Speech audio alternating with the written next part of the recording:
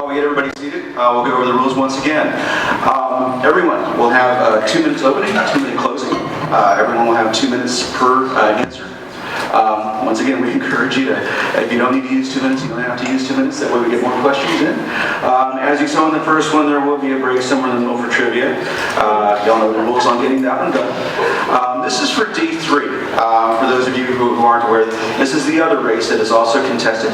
We have our 3 candidates in here. There is no incumbent on this one, so there will automatically be a woman elected to D3. And in addition to that, there is no incumbent for this one. The order of the opening statements was chosen at random. We'll call on those as we go on. We will start. 2 minutes. We'll go with Karen. Ooh, that was quick, Matt. Do you have your mic? And we encourage you to leave your mics on so that way we don't have to worry about anybody missing a question. You don't want us breathing into them, do you? No, apparently I did that a lot already. Okay. When do I start? You can start. Okay. Well, hi everybody. Thanks to Denton Matters for this forum. Looks like a pretty good crowd out there. I'm Karen DeVinney. As Matt says, I'm running for District 3. Let me tell you a little bit about myself. I've lived in Denton since 1992. I grew up in Michigan, and I have a bachelor's in English and history from Boston University and a master's and PhD in English from the University of Michigan. After teaching college composition and literature for 11 years, I became managing editor at University of North Texas Press, where I retired in 2021. I became involved in Denton politics when an apartment complex was going to go in next to my house on West Oak Street. It was going to be 26 units, it was going to be 0 lot line, and it was going to loom over my son's bedroom window. So I was fairly horrified. Luckily, my neighbors agreed, and we banded together. We studied the zoning laws at the time. We went to planning and zoning and city council, and we won. And we now have two single-family homes next to my house, where there was going to be a towering apartment complex. Later, we applied for and earned a historic district status. So I'm now in the West Oak Area Historic District. I didn't stop there. I've served 7 years on the Historic Landmark Commission, 2 years as chair. I've been on Public Utilities Board. I've been on a couple of bond commissions, 2014, 2019. And I've also been in various neighborhood groups, including the Denton Neighborhood Alliance and the West Oak Area Homeowners Association, that I still manage both those groups. After I retired, I started volunteering at 2 organizations, Meals on Wheels, and I'm a Texas Master Naturalist.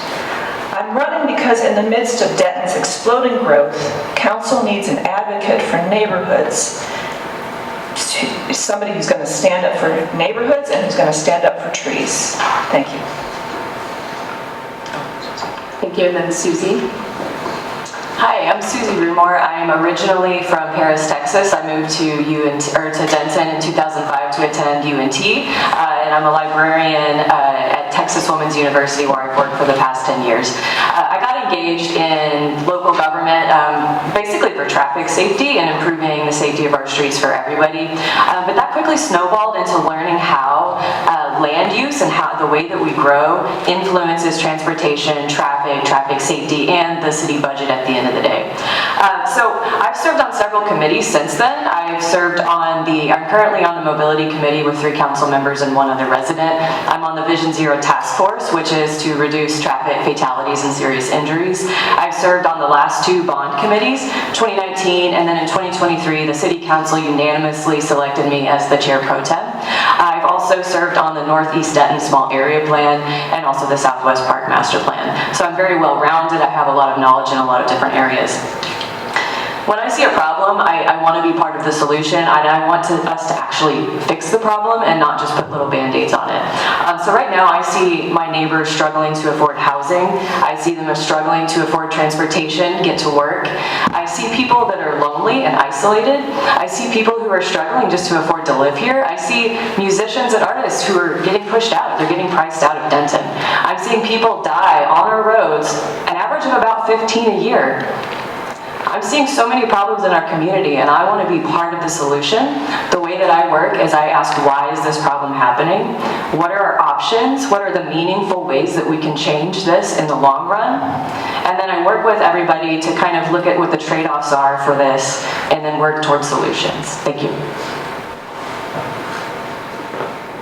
Okay, Margie, thank you. Thank you. Thank you, Denton Matters, for putting this together. Thank you all for being here on this gorgeous Saturday to learn more about us. I'm Margie Ellis. I am a proud Dentonite for over 20 years. My husband Josh and I raised our 2 children in our Southridge home that we're still in today. You know, Denton is more than just a place. It's a community. It's a community that needs strong leadership. It needs thoughtful decision making. The issues that matter most to us. With over 8 years on the Planning and Zoning Commission, including serving as both vice chair and chair for over 4 years, I've engaged deeply with our community, and every decision that I made was done carefully, thoughtfully, ensuring that every recommendation that I provided to City Council, and I think we collected as a commission, was grounded in facts, community input, and the needs of our residents. You know, my priorities revolve around communication, collaboration, robust economic development. My focus is on Denton and its residents, and not on the distractions of partisan politics. We have got to let that go. It's time to shift the emphasis on what matters most, which are the best decisions for this city and its residents. If we listen, if we communicate, if we collaborate, whether that's supporting local businesses, enhancing economic opportunities, advocating for preservation of neighborhoods and our green spaces, we can make those decisions together. I'm a proven leader in this community. This is what I believe in. I have the understanding, I have the experience to be a strong voice that D3 needs and deserves. Thank you. Okay, thank you. And we will start with Margie. We'll go into the first question now. So you have all served on local boards and commissions. What separates your experience from your opponents? 256 plus meetings separates me, I would say. In what comes before us are the many, are the issues that come before council. P&Z is a recommending body to council. I served on that, like I said, for 8.5 years, between 2016 till December of last year. I served on committees that came from that, workshops. So I've learned, I understand the processes. I've built relationships with members in this community, with departments in our city. I've learned what it takes to run and make decisions in this city. And I have proven, I believe, in those 256 plus meetings, how to view things with a wide lens, how to communicate with each other, how to run substantive meetings so that the decisions are made in the truest and best way possible for this community. Thank you. Okay, thank you. Suzi?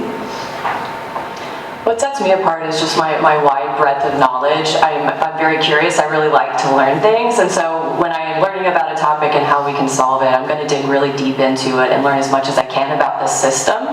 Because if we don't understand the system of a problem, it's really hard to find meaningful solutions. So I'm very strong in traffic safety. Again, that is where I got started. So I know meaningful ways to reduce neighborhood speeding, which is just an ongoing problem in this community. I've actually been engaged in affordable housing. I helped to facilitate a community educational event to teach people how hard it is to build affordable housing. Each group was challenged to come up with a development or, a property on an existing lot in Denton, and everybody failed to create affordable housing. So I understand the basic economics of what it costs to build housing or a building in Denton, and sort of why the costs are so high and how we can adjust those things. I've also facilitated educational events about missing middle housing, which Councilmember Beck brought up earlier. I've also led and facilitated a bike safety workshop for children. So I'm engaged in the community. I've been trying to solve these problems and make them better on the ground, and I'm very excited to hit the ground running on City Council. Thank you. Karen? So I'm impressed that Margie can count the number of meetings she's attended, because I don't think I could do that. The Historic Landmark Commission for 7 years meets once a month. Public Utilities Board for 3 years meets twice a month. Traffic Safety, I think, once a month. I organized the West Oak Area Homeowners Association, and I organized the Denton Neighborhood Alliance. Denton Neighborhood Alliance had an annual forum, such as this one, in this building, that I organized for, I think, about 17 years before I started getting involved in a particular campaign. So I've been on a lot of committees, and I've also been in a lot of citizen groups, mainly neighborhood associations, and also small area plans, which sort of span the world between city organizations and neighborhood organizations. So I have what I consider a broad range of experience, both leadership and as a member. So I think I differ from the other candidates in simply the number of years I've been doing this. I look forward to kind of taking it to the next step on City Council. All those experiences have given me an idea of what is vital and what makes Denton Denton. And I want to be on City Council so that I can guide the frantic growth that Denton is going through. Thank you. All right, thank you. So the next question, and on this one we'll start with Suzi. As Denton's rapid growth strains resources from first responders, what solutions can you offer to preserve and advance public safety? To preserve what? To preserve and advance public safety. In advance, you said? To advance public to advance public safety, sorry. Advance, not Yeah, for sure. So, I mean, at the Firefighters Forum, I think the big takeaway was just that our budget is struggling a lot right now, and I can tell you that Denton is not the only city in the United States. Most cities are struggling with the same thing. A lot of cities have built more infrastructure than they can afford to maintain without massive increases in taxes. So what I'm interested in, I don't like Band-Aids. I like long-term solutions so that the firefighters don't have to, beg for adequate staffing every year. A lot of our city departments are understaffed because we don't have adequate staffing. We are not keeping up with replacement of our streets because we don't have adequate budget. And so that's something I would be looking at is, for long-term solutions for emergency response is, for one thing, figuring out how can we improve our budget situation. It's about to get worse rather than better. Our debt is growing just to replace the streets that we already have. So what I'd be doing is looking at long-term solutions, what our options are, asking what the options are to increase our tax base without increasing taxes on existing residents and businesses, and that would be my long-term solution for that. And Karen? Yeah, we got a similar question at the Firefighters Forum. I keep going back to priorities. So what are the priorities of the city? What should we be providing to our citizens, and what might be second tier? The Constitution, preamble to the Constitution says one of the purposes of government is to promote the general welfare, and I think firefighters and police are the general welfare. So that needs to be funded. Whether this is a matter of, well, obviously it's a matter of increasing the tax base, but it's also a matter of prioritizing when we're looking at the budget. They need to be able to staff, the firefighters need to be able to staff a truck with at least 4 people. That's just basic national standards. We need to work towards that. I think that when it comes time to do the budget, which is something like a 4-month-long process, we need to be skeptical about what is necessary and what is not necessary. And it seems to me that first responders are fairly necessary. Hey, Hey, Matt, I'm going to have you read that question again because I think there's a part of it that has not been answered. Yeah. If you don't mind, please. So the question was, as Denton's rapid growth strains resources from first responders, what solutions can you offer to preserve and advance public safety? Okay, thank you. So yeah, I heard the straining resources, so I'm trying to understand, is it strained just from growth, or is it strained because they are possibly doing things that they are not trained to do, which in and of itself is another problem, and possibly we may get to another question, I don't know. But the bottom line is for the safety and security of our community, we need to support our first responders, which means communicating with our first responders, which means following through on a plan of need for our first responders. So it's not that we can, as I said at the Firefighters Forum, just say yes to everything and then we can just pull money out of the trees that are growing in the courtyard. We can't do that, but we can listen and we can make a plan.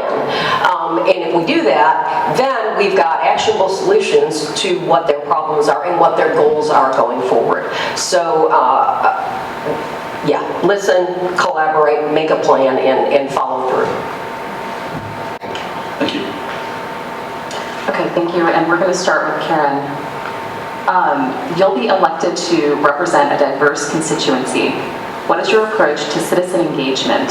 Can you discuss a time when a perspective that is different than yours made you reevaluate a situation and affected your approach to problem solving? Just the first thing that comes to mind is when I was block walking and knocked on the door of a elderly woman who invited me in to sit at her kitchen table. Her cat would not leave me alone, and she talked, and she wanted to talk, and she talked for about 35 minutes before she took a breath, and I listened. And it turned out that she was on a very different national political spectrum from me. But when it came down to local concerns and her own home and her own neighborhood, we agreed completely. So that made me realize that I needed to look beyond the ideology of somebody, and I should look at their lived experience. And her lived experience was that she loved Denton. She loved her home. She loved her neighborhood. She wanted to preserve that. She wanted the quiet streets. She didn't want apartment complexes going in behind her, which were being proposed at the time. Her lived experience was very similar to my lived experience of loving my own home. So that has helped ground me, I think, in how to make decisions for the people of Denton. What is their lived experience? What do they care about? There shouldn't be ideology in our decisions up here. We should remember the people sitting at their kitchen table, and I know that's a stereotype, but people still have kitchen tables, and what is of concern to them. Thank you. Margie? Do you need to repeat the question? I do, because there was a lot in that question. Yes, there is. Okay, you'll be elected to represent a diverse constituency. What is your approach to citizen engagement? Can you discuss a time when a perspective that's different from yours made you reevaluate a situation and affected your approach to problem solving? So it's like two parts, basically. Yeah, so I mean, first of all, getting back to the core of what this role is, particularly with the district seat, is that this role represents people of a place in our community. That this seat would be their voice. So obviously, outreach and listening. So how is that accomplished? Well, it could be through town halls, it could be just through regular newsletters and website updates, constant communication, honestly, and listening, understanding what the needs of the community in your district are, and then bringing those needs and being that voice when you are sitting up here.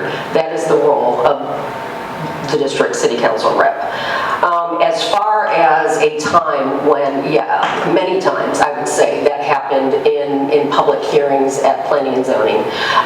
Just because you don't live necessarily in that particular place in the city where that community member does, and so you delve into it with them and you listen to what their concerns are that you wouldn't know about because you're living somewhere else in the city. So listening without judgment, without a preconceived notion, is the only way, honestly, to do this job, and it's what I subscribe to as a human being. So, thank you. Thank you. Susie, would you like for me to repeat the question? I'll try to remember it, I think. I'm gonna go off on that.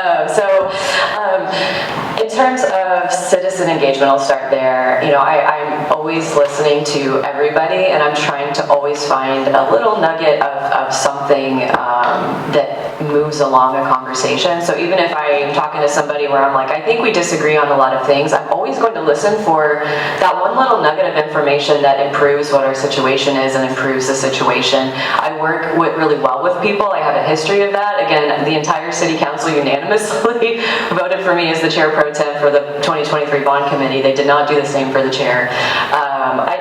That's how I like to work and collaborate with people, is to listen and try to incorporate as many perspectives as we can. I was an anthropology undergrad. That's what one of my degrees was in.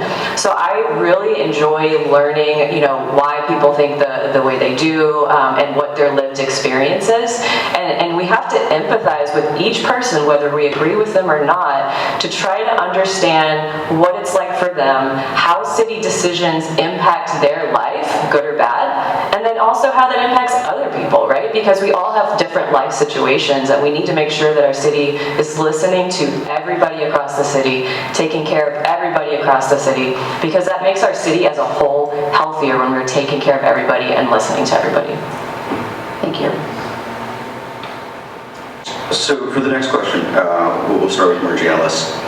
A big story in D3 this year involved the North Lakes Preservation Group fighting to protect their neighborhood. In fact, neighborhoods all across town have mobilized to manage growth via small area plans, similar to what we asked in D2. But what do you feel is your responsibility toward protecting neighborhoods during this period of expansion? And do you currently support upzoning to put high-density units inside neighborhoods that are currently zoned single family? You packed a lot in that question, Matt. I guess I'll go with that last statement first. In all my time on planning and zoning, every decision I made had to do with compatibility and neighborhood preservation, and did it fit or not. So when you just use the blanket term upzoning, am I for infill in neighborhoods? Yes, I absolutely am. Does that mean upzoning for something that doesn't necessarily work with what's already on the ground surrounding? No, I do not believe in that. Neighborhood preservation, growth around neighborhood preservation is imperative to again, discuss and look at what is already on the ground and how people are living there now. I can use an example this week at Planning and Zoning with a development that has come before an area in the west part of town that is highly incompatible with the rural fringe that is out there right now, the way people are living. And I have supported that neighborhood in that fight, and I think it has been proven in my time on P&Z how the collaboration between community and developer has gotten better, so that developments can either happen with better compatibility by collaborating with the neighborhood in what would make that agreeable to everyone, or in something that just doesn't fit, that gives that community a voice and makes that developer either try or not to get their development passed. And I'll stop talking because I just keep right going. And Suzi Rumohr, do you need that question repeated? I think I got it. I hope. So basically, Denton's status quo over the past several decades is we build two types of housing options. It's almost always an out-of-town, large-scale developer, right? And they're either building a giant single-family home subdivision and consuming a bunch of space and tearing down a bunch of trees, or it's a large out-of-town developer that is building a large multifamily complex, right? There's not a lot being built in the middle. I would like to see us have more options in the middle. Denton used to build them. Nick, wherever he went, oh, there you are. Nick was mentioning, his neighborhood just north of UNT has a mix of different housing types. We used to build those, and those have gone away. Right now, the median list price for a single-family home is $415,000. That means that your household income needs to be $117,000 to afford that. How many people in the audience have a home, like a homeowner? How many of you could afford that same home today at its current price? 0. Oh, maybe 1. Okay, I know you bought that one somewhat recently, at least one of those hands. I support data-driven and city transportation planning that helps us with these problems. Like I live in a single-family home. I could not afford my home either in today's prices. We need to look at meaningful ways to keep those prices lower. I want to see us protect single-family neighborhoods by avoiding some of these sudden changes that we're seeing. If large multifamily is our only option, I want to see us provide some of those smaller incremental options that blend in better with neighborhoods, so we're not facing some of these big incompatible changes all the time. I want to see the system change a little bit so that we're seeing fewer of the things that we don't want to see. Every decision has trade-offs. If elected, I want to ensure we're discussing the pros and cons of each option, how they impact people differently, and then work together to achieve our larger goals that we say we have for our community. Thank you. DeVinney. Matt, could you repeat the question, please? Yes. A big story in D3 this year involved the North Lakes Preservation Group fighting to protect their neighborhood. Neighborhoods all across town have mobilized to manage growth via small area plans. What do you feel is your responsibility toward protecting neighborhoods during this expansion? And do you currently support upzoning to put high-density units inside neighborhoods that are currently zoned for single-family residential? Okay, so I've spent 20 years in organizations and in projects that protect neighborhoods. I've been on small area plans. I was on HLC. I first got involved in politics protecting my own neighborhood from an apartment complex in the middle of a block of single-family homes. So I'm a big believer in neighborhood preservation. As far as upzoning is concerned, I hope everybody here has read the Urban Studies article that came out online in December, which looked at upzoning in New York and compared neighborhoods that had been upzoned versus neighborhoods that had not. And the upzoned neighborhoods actually saw their rents and their costs increase, and markers of gentrification increase. It was kind of surprising, but it was an enormous study, and it was really one of the few that had looked at a large area. So upzoning does not reduce costs. It doesn't reduce rents. So no, I don't support upzoning. There's a philosophy, the current sort of urban planning book that's making the rounds. Some of you probably remember The Rise of the Creative Class, but the current one is called Strong Towns, and it's got a lot of good ideas, and it's got ideas about transitional zoning like that, but it also has this kind of scary paragraph on page 60 that says cities need to triage, and they need to decide what neighborhoods to save and what neighborhoods to write off. And when I read that, a cold chill went down my back, because I don't see why we would write off any neighborhoods in Denton. So I think lived experience tells us we need to preserve our neighborhoods as much as possible. What is good about them? It's where people are raising their families. We need to preserve single family, because that's how people have generational wealth. On the edges, then we consult the neighborhoods. What do the neighborhoods want next to them? We don't look coldly at a sort of philosophy and decide, oh, this needs to be student housing or whatever. We need to focus on the lived experience.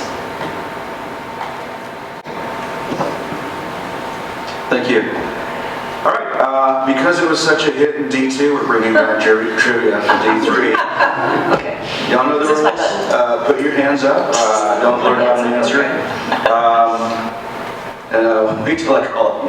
All right, the first one is, name a living Denton resident with a school named after them. Karen. Pat Cheek. Pat Cheek. We would have also pretty much accepted anybody else because we don't know who's alive or dead, but great. That works. Question number 2. Name a local high school mascot. I think it was Karen actually. So. Broncos. Broncos. We would have also accepted Raider or Wildcat. This might appeal to older Denton residents. Complete the following phrase. Denton is the blank of the blank blank.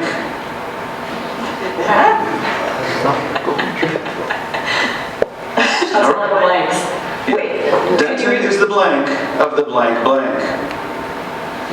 Can I buy Denton is the home of happiness, but Can I buy a that's ball? So, yeah, this goes back to something I always heard in the 90s. Denton is the heart of the Golden Triangle.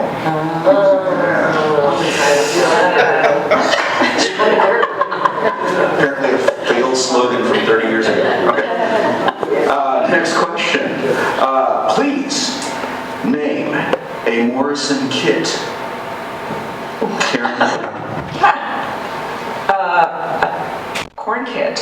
Good. We would have also accepted pan kit, biscuit, or for the older kids, the Mexikit. Next question. Y'all don't remember that? I did. Anyway. Yeah, sure. I'm pretty sure it's not a Mandela It's effect. not lit anymore. Yeah, That's it's not why we lit. don't remember that. Next question.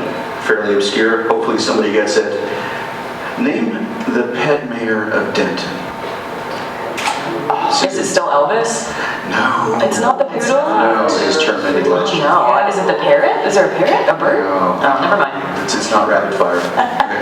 Anybody? Owned by the Denton Spider-Man. The current pet mayor is named Happy. Yeah. Okay, we might not do trivia next time around. Oh, Can we learn more serious questions? Okay,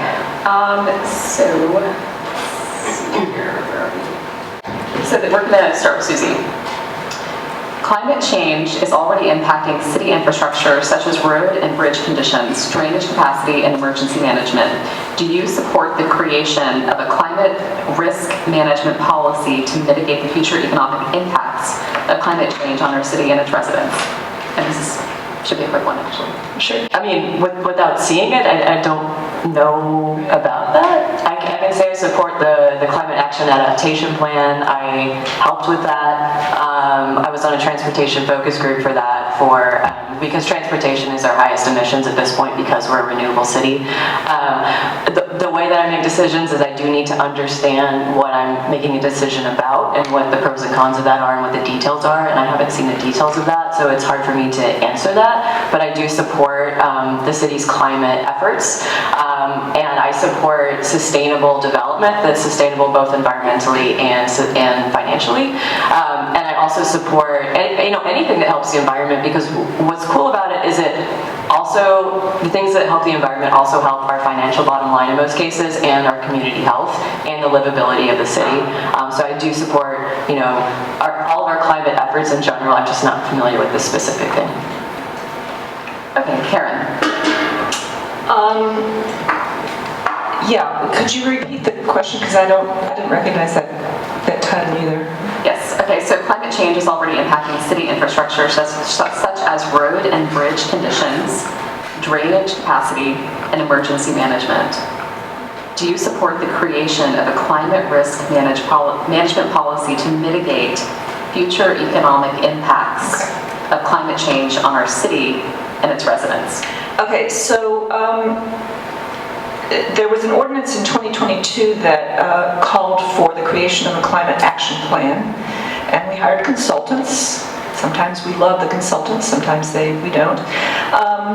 And they came up with an 86-page climate action plan, which was then sort of gutted by City Council. It's now down to 17 pages plus an appendix. And it was never implemented. The short one that is currently on the books is very, very vague, and it doesn't really explain what would happen if we didn't do various things. So I would propose actually going back to the 86-page one. It's very detailed, it's very thorough. And then actually implementing it.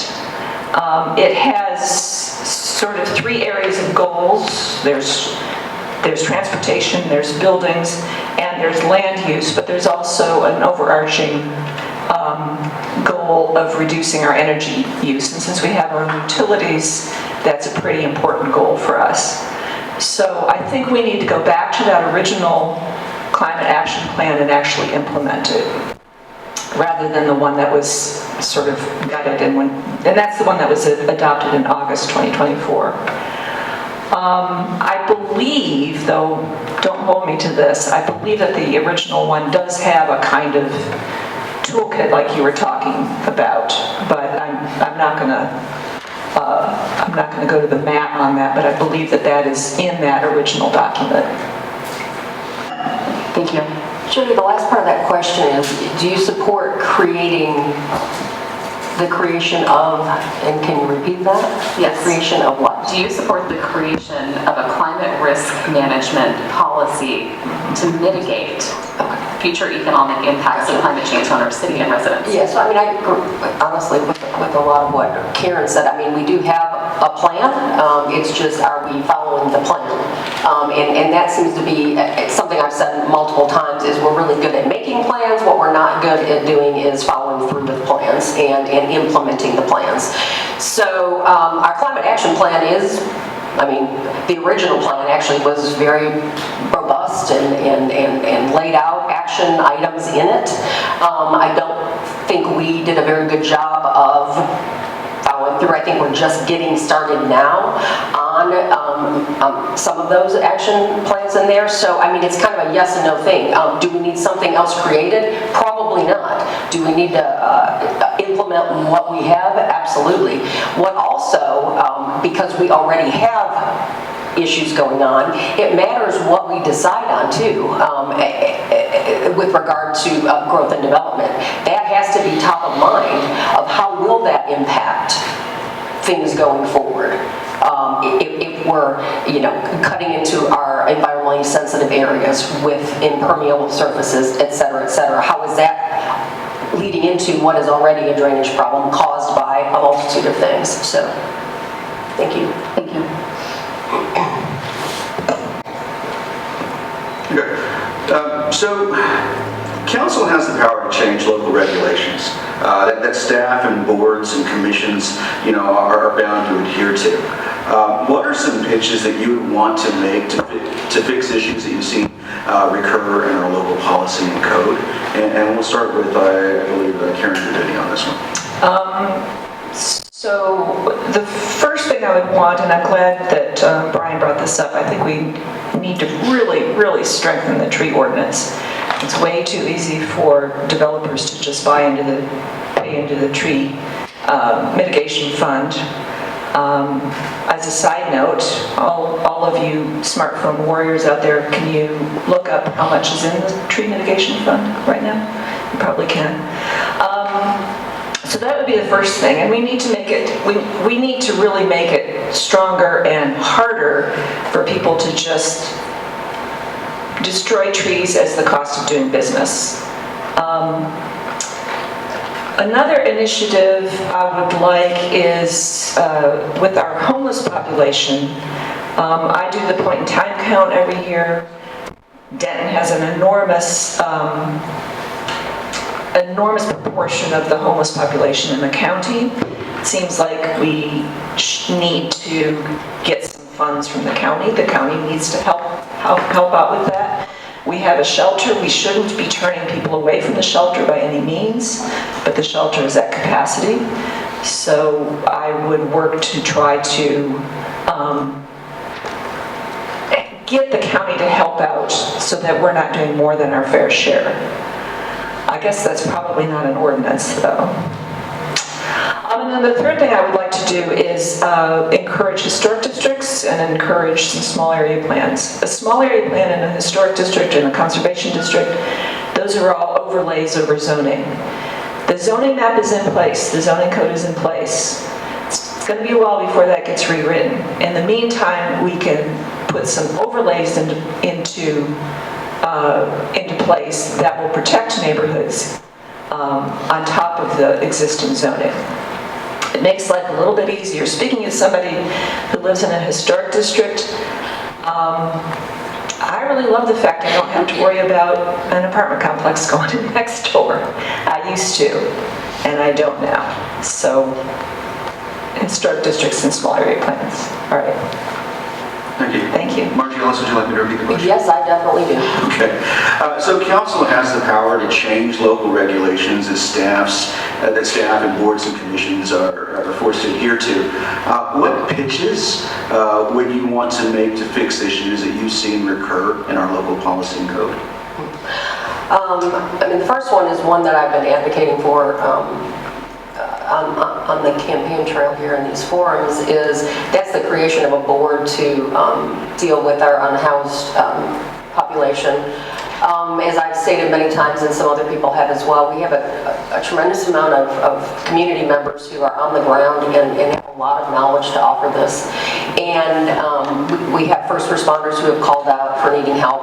We have a very robust audit and presentation coming out to City Council on Tuesday, April 15th. Actually, I mean, the information's out now, but it'll be presented at the work session at City Council on Tuesday. I think the creation of this commission is imperative to helping this problem. And it would be made up of first responders. It would be made up of these community members who have so much to share with solutions, and obviously made up of staff and our nonprofits involved in the shelter. So that would be certainly my first pitch. And then secondly, it would be not to necessarily create something that's not working, but to go through the plans that we have that we are not implementing. So if that requires a task force by some means, you know, within staff to look at these plans that we have in place, to put forward a progress plan on how we can implement them. Thank you. Thank you. And Suzi Rumohr, would you like to Yes. hear the question? I think I have this. Okay. I hope. So I've been talking a lot about our city budget. So one of the first pitches I want is to work on a more robust fiscal analysis tool. So when we're looking at a new development project, we understand in the long run, like beyond 40 years, is this new development going to be a net positive for the city's bottom line or a net negative? So is it building more infrastructure than it's going to bring in revenue, so that we have a better idea of what we're agreeing to whenever we're building a new project. That's something that we've been lacking. And also tied to that, I would like to see the city work on a plan to start shifting some of our infrastructure maintenance from debt to revenue. And that might take a while and it might be a little complicated to get there, but I'd like to see us start shifting away from debt for known maintenance that we're going to have. I would also like to see traffic calming neighborhood program. So that would, instead of just police coming out for a couple of weeks to enforce the speed limit, right? And then as soon as they have to go to another neighborhood, the speeding comes back. I want to see meaningful improvements where somebody complains about neighborhood speeding, staff come out from engineering and they look at the issue and then they come up with low-cost, quick-build solutions to actually meaningfully change it in the long run, so that we're not just band-aiding it every once in a while. I would also like to see us use the tree fund to plant street trees. So right now, the city's tree fund, we're not planting street trees with it. That's not a way that we're using it. I would like to see us use it for street trees.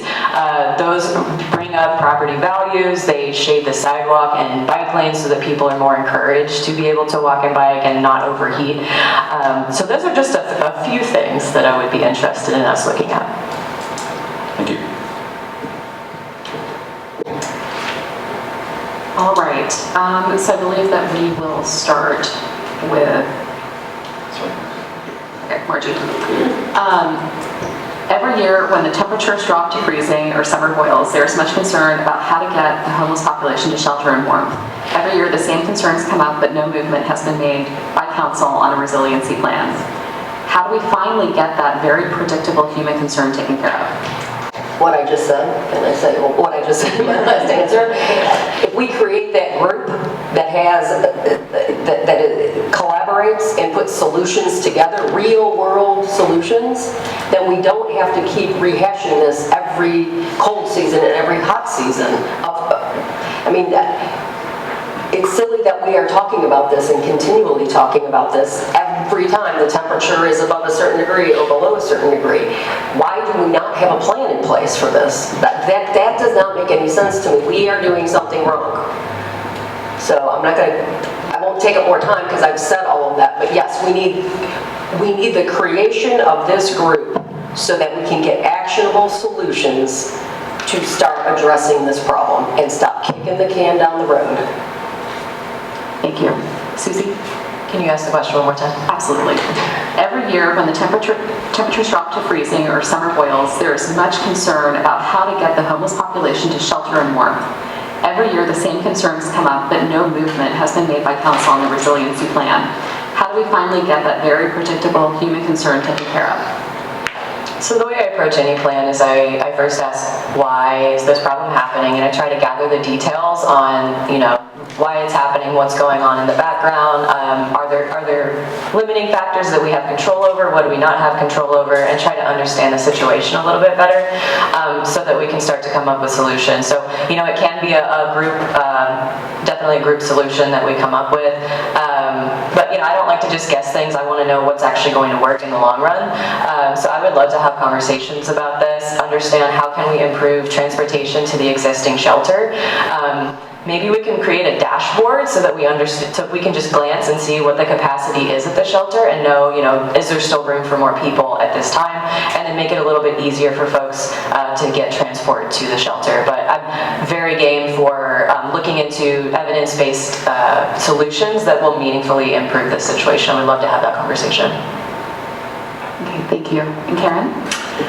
So I'm going to agree with Margie on this. I think we do need a new task force. The mayor's task force a while ago was where we got the idea of the shelter, and now we have a shelter. So another, re-up a mayor's task force or somebody's task force. Bring in a number of different people involved. I see some people out here right now who should be involved. And people who have experience with it. Again, lived experience with homelessness and with serving people who are homeless needs to be on the task force. See what ideas they come up with. Also, just to note that clearly the warming shelters and the cooling shelters need to be open when the heat index hits whatever. We can pick that. All right, just a side note, that's a red-shouldered hawk. They are one of the coolest animals out there, and it's going after a squirrel right now, I guarantee you. Hey, anyway, getting back to the homeless shelter. Yeah, they have a nest around here. Anyway, so those shelters, the center's definitely just, it seems like a no-brainer to me. I know there's difficulty with staffing. I would also like to know numbers about how much that rule would have actually made a difference the last few years. How many more days would a warming shelter have been open? How many more days would a cooling shelter have been open if we had used heat index and wind chill instead of just the standard temperature? Thank you. So it is said the AI facility the council approved would use as much energy as the rest of the town combined. As a group that was starting to fight a gas plant, we appear to be staring down the barrel of another one in order to deal with capacity issues. How does Denton deal with this capacity issue? And how do we provide needed capacity while lowering energy rates in a sustainable way? And I believe we are at Suzi Rumohr. I think so. So I do not support a second gas plant.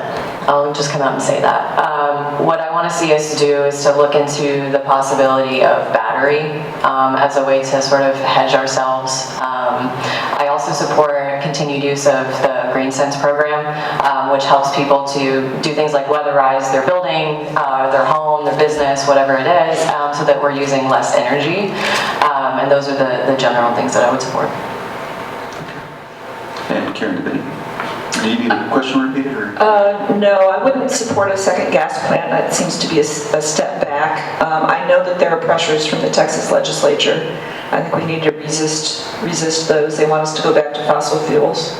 And I think we have moved beyond fossil fuels. I have my frack-free t-shirt right here in my bag, by the way. Those were the days. It seems indicates to me that we need to increase our battery capacity, and I will concede to Brian Beck sort of knowledge about the battery capacity, but that seems like the next step for us. We already are, when I was on the PUB, we were contracting for 125% of our predicted energy needs in wind and solar. We had enough contracts to supply more than our predicted consumption. That seemed pretty good. We need to keep doing that, and we need to give ourselves a little bit of a cushion with an emphasis on some batteries. Thank you, Margie Ellis. Will you repeat the question? So it is said the AI facility that council approved would use as much energy as the rest of the town combined. As a group that was started to find a gas plant, we appear to be staring down the barrel of a second one. How does Denton deal with the capacity issue, and how do we provide needed capacity while lowering energy rates in a sustainable way? So, I mean, not the solution's not another gas plant, that's for sure. You know, it's one thing, when I was sitting on the DCRC and we were discussing the definitions for data warehousing, which is what you're talking about, you know, I warned there in that committee meeting that we just need to be careful because of the amount of energy that these things suck. So we did, that was when we were talking about a crypto, you know, that, I forgot what their name was now. But now we're into AI and that data center has expanded, and I'm not saying that it's a bad thing as far as revenue for our city, but we have to be careful, and I said that on P&Z when we had a zoning change that allowed that facility to expand, that we need to be mindful going forward about how many more, if any more, of these facilities that we want in this town, because it may very well go against what our climate action plan is and our focus is for this city's energy consumption and goals going forward. So that needs to be mindful. We did just bring in a company, which is an economic development of sorts, but it's tied with the data industry. Stills is coming here, it's an East Coast company, but they make cooling equipment for data centers. So what we have to be mindful of is that we are not becoming the focus of, you know, the data center capital of North Texas. I know AI is not going away, and I know it's good to have here, but we need to focus other things coming in here for economic development that bring higher paying jobs, that bring more opportunities for our people here, and that is not a threat to needing another gas plant or, again, our climate goals going forward. Thank you. Thank you. Thank you. So for the next one, just about 60 seconds apiece, and we asked this question for D2. And we'll start with Karen DeVinney on this one. What does the phrase "keep Denton Denton" mean to you? Oh, come on. Okay, so I thought about it when it was asked before. To me, what makes Denton Denton is the fact that everybody will have a different answer to that. That is the key to Denton, is that we are very, very diverse in a lot of different ways. To me, what I love about Denton, and the reason I've been here for over 30 years and raised my kids here and have not moved away, is the variety of experiences. I have a park 12 minutes away, not 10 minutes. I can walk to UNT and see world-class music for free. I can walk downtown, actually, and see world-class music for free. There is just a lot of different stuff to do, and it's changed a lot since I moved here in 1992, when there was only 2 Mexican restaurants, allegedly. So I love the growth, but we need to guide it. Margie Ellis. What keeps Denton Denton? It is the people, it is the community, it is the fact that we have a wonderful, diverse community, but it is exactly that, a community. The best thing ever is being down at the square at any given time of day and always always seeing someone you know, always high-fiving somebody, hugging somebody. I'll use an example. This is not an area I grew up in. I grew up in Michigan before I got here in the late 90s. But my aunt was visiting, and I took her down to the square, and we were just sitting on a blanket, and we were talking, and so many people like, oh, hey, Margie, oh, hey, what's going on? And hey, did you know this was happening? And, you know, my aunt was just like, I can't believe this, you know, and you know, all these people know each other, and everybody's so friendly, and it's so community knit, and even with all its growth in the 20 plus years I've been here, it still has that. So Denton, keep Denton Denton is the community, and every decision should be with that in mind. Suzi Rumohr. What makes Denton Denton is the people, but it's also the type of people, right, that are here. So our artists, our musicians, and to keep Denton Denton, we need to make it affordable for those folks to live here so they're not all priced out. Also, what makes Denton Denton is our businesses. I love seeing the small businesses pop up and seeing which ones take off and which ones are just around for a short while, but we enjoy them while they're here. RIP Boca 31, I still miss you. But also cool stuff like the cherry orchard, right? I love being able to see these cool things that pop up in Denton, and it makes me very proud to live here. Like the cherry orchard was one of the places I always brought guests.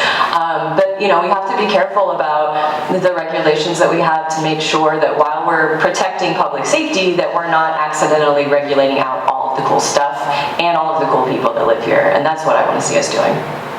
Thank you. Okay, and now we have closing statements, and I think we are going to need each 2 minutes per person, and we'll start with Margie. Okay. Thank you again for putting this together. Thank you all again for giving up part of your Saturday. You know, I bring a unique set of qualities to this role: experience, working knowledge, proven leadership, and a true passion for serving this community. I've got the ability to view with a wide lens and hear all sides. I have the ability to create relationships, and not just with people who think like me. I have no personal or political agenda in play. Council must be able to converse, collaborate with each other to be productive. Let's preserve, let's protect, let's grow Denton together as a community. Let's preserve our history, what we just talked about, our unique character, our green spaces. Let's protect our neighborhoods, our rural fringe, our beloved small businesses, and let's grow with a focus on economic development for more opportunities for everyone here that'll bring better career-focused opportunities for our residents and more revenue for our city. I'm Margie Ellis. I'm asking for your vote on May 3rd. D3 can count on me. Thank you. Thank you, and Suzi? Yes. So I have a deep knowledge and wide-ranging knowledge of the city and how everything connects to each other. I understand how different development patterns, transportation choices, how those all tie into our city budget at the end of the day, and our ability for emergency response to be able to do their job and to do it safely. I moved to Denton almost 20 years ago, and I am still here. There's a reason I didn't move away. It's a really great city, and I want to contribute to making it the city that all of you, that all of us want it to be. And I want it to be meaningful, what we're doing and the decisions and the policies we're making, that we're making meaningful progress towards our community goals. I don't want us to just be, guessing what might work. What you're gonna get from me is I'm gonna ask why. What are our options? What are the trade-offs of each option? How does it impact each type of person differently, so we understand if anybody's having an outsized impact on their life and ability to stay here or their safety. I want to understand how it impacts everybody, and then we work together to figure out which trade-offs we're willing to take on, understanding that every decision does have a trade-off. I work well with everybody. I collaborate well with everybody. I get along with people, and I am really excited to do data-driven decision-making, ask about our budget so that we can achieve the goals that we have as a community.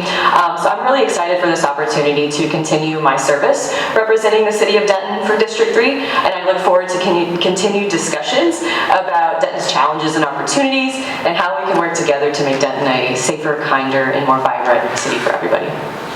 Thank you, and Karen? All right, well, Thanks, Matt and Jody, for the forum and the whole Denton Matters crew. I'm running for city council because I'm alarmed at what is happening in Denton, and I want to make sure that this exploding growth is wisely managed and that we don't lose what is precious about Denton in the midst of this out-of-control growth. I believe we need to preserve our neighborhoods and our green spaces. And I bring 7 years of experience on the Historic Landmark Commission and training, certification as a Texas Master Naturalist, and experience on a lot of other boards and commissions and neighborhood groups. I'm excited to carry the torch of neighborhood preservation and continue that fight against irresponsible development. My website is DeVinneyForDenton.com. My Facebook is Karen DeVinney for Denton. And my campaign email is DeVinneyForDenton@gmail.com. I ask for your vote on May 3rd. Early voting starts May 22nd. Thanks. Thank you so much to all the candidates, every one of you in District 2, and then all of District 3 candidates as well. We've enjoyed spending our day with you guys, and we hope everyone else enjoyed spending the day with us as well, and with the candidates. And just as a reminder again, the elections, including school board elections, are on Saturday, May 3rd. Early voting runs from April 22nd through April 29th. So please, please go out and vote for the candidate that you like the best. I would concur. All right, thanks everyone. Thanks for coming.